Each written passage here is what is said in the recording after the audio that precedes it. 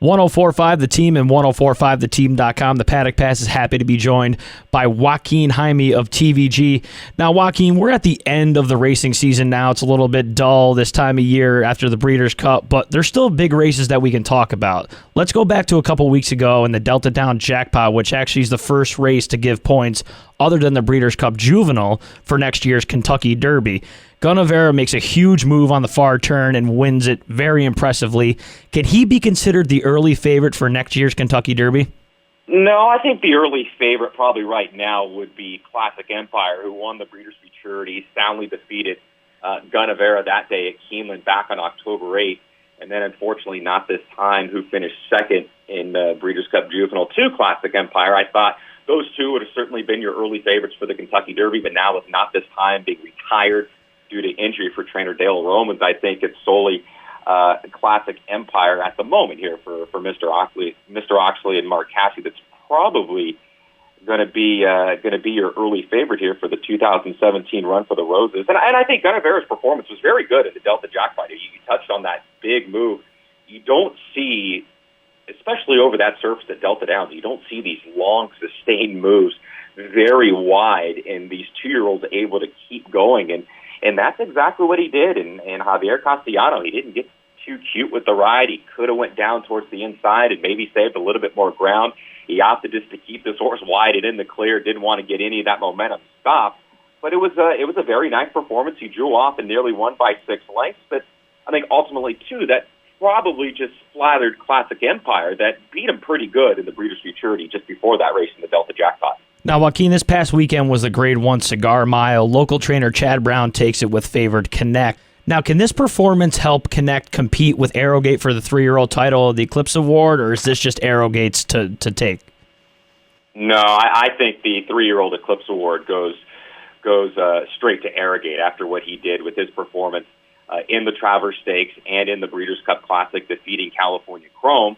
It may help Connect receive a few more votes, as Eclipse Award voters have to rank 1, 2, and 3 for the specific categories. But Connect, coming out of the Grade 2 Pennsylvania Derby, the top 2 finishers would come back to win Grade 1s against older horses. As you mentioned, Connect winning the Cigar Mile, and if you might think that Connect could possibly receive some votes for champion 3-year-old, then I guess we sort of have to look at Gunrunner, who came back to beat Olders in the Clark at Churchill Downs as well. So now, Joaquin, let's continue on the Eclipse Awards here. We mentioned trainer Chad Brown winning with Connect. He had a year to remember this year, winning the Saratoga training title and also the Belmont Spring title as well. We mentioned to Schrupp and a lot of the other guys at TVG if he's already locked it up, but did this Breeders' Cup for Bob Baffert, especially the performance by Arrowgate, make this a little tighter, or did Baffert actually go by Chad? I don't know if he necessarily went by Chad, because Chad's had such a phenomenal year overall. I mean, he's won the most graded stakes races this year. He's been in the money in 50% from over 200 starters, which is pretty amazing for Chad Brown. He's earned the most in graded stakes races this year. He leads earnings in overall in 2016, and he's done it with a lot less starters than Todd Pletcher and Mark Cassidy, who are also up there. And I get he's a little bit further down on the list in wins for 2016, but he's still near the top. I don't know if what Arrogate did in the Travers Stakes and the Breeders' Cup Classic necessarily vaults Bob Baffert into Eclipse Award, just because the year has been really, really good for the Chad Brown stable. Talking to TVG's Joaquin Jaime. You can follow him on Twitter at TVG Joaquin. Now, moving on to other Eclipse Awards, Joaquin, Horse of the Year seemed to be just going to California Chrome, but then obviously with the loss in the Breeders' Cup Classic, Arrowgate coming on late, is this still just California Chrome's title? Did anyone else show you anything in the last 2 months of the year to take him down? Oh, it's Arrogate. If anybody has shown anything in the last 2 months of the year, it's absolutely Arrogate.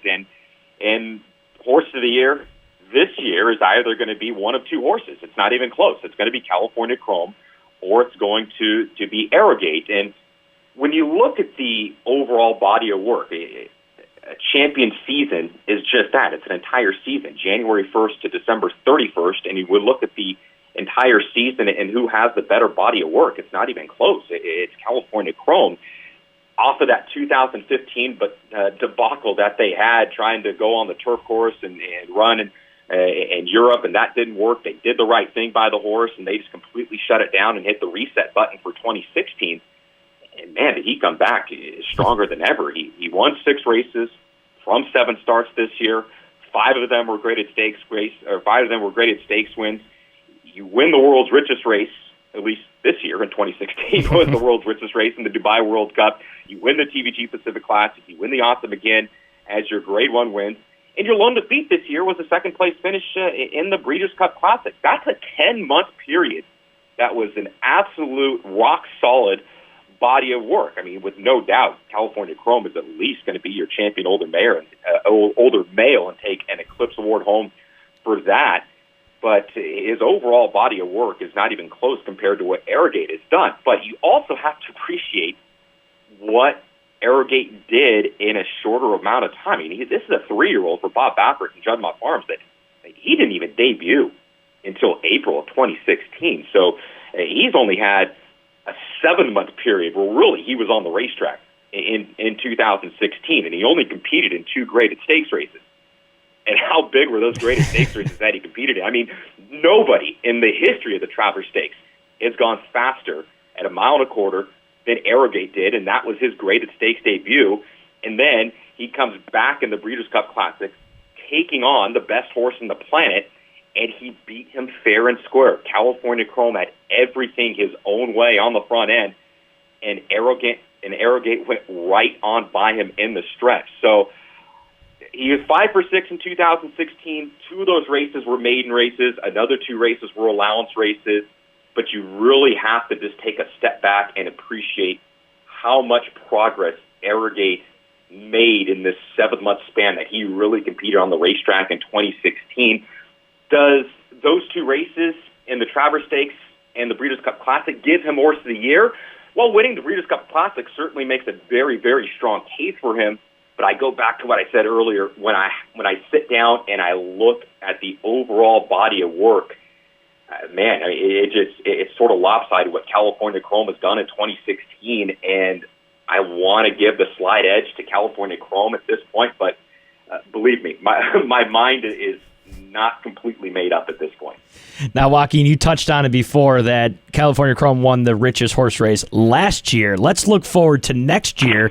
We're less than 2 months away from the richest horse race now in North America, which is the Pegasus Cup at Gulfstream Park. This is a little different than a lot of the other races we run, Joaquin. Give us a little sneak preview on how this is different than most. Yeah, very interesting race, isn't it?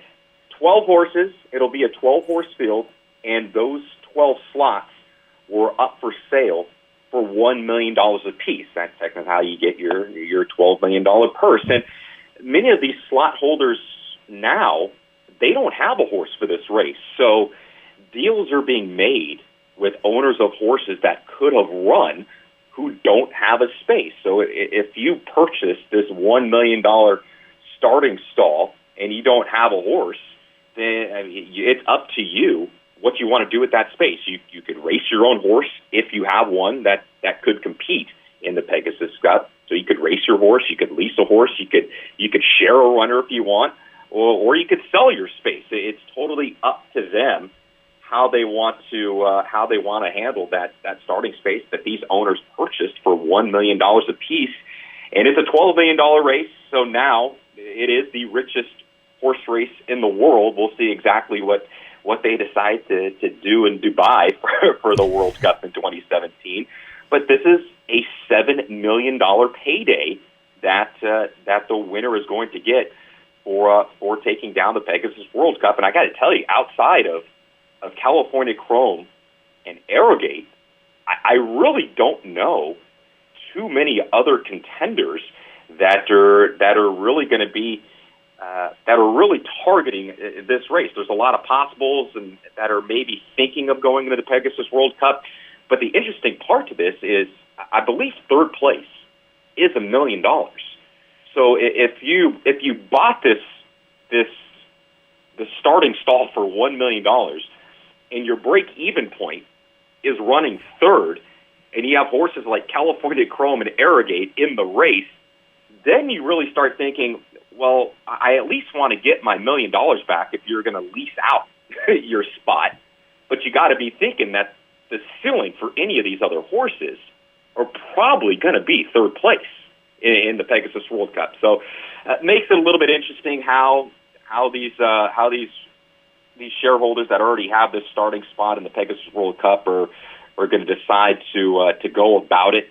If they decide to race, lease, or share a runner, or completely sell their starting spot. But I think one thing for horse racing, we don't really try too many new things too often in this sport. So I at least got to give it up to the guys at Gulfstream Park for coming up with a new and a fresh idea for the sport of thoroughbred racing, which we don't see too often now. No, Joaquin, it should be really interesting, especially someone like a James McInvale who had Run Happy possibly to go to that race, and now you have to give up that spot. But as soon as you see a California Chrome or Arrogate come into that starting gate, not many people want to take that spot from you. So that should be really interesting to see as that plays out in the next 2 months. Joaquin, we appreciate you giving us the time, man. Always love talking to you. Maybe we'll grab you just before the Pegasus Cup, and we'll talk about what actually happened with those purchases, I guess. Hey, sounds good, Brian. Always thanks for having me on the show.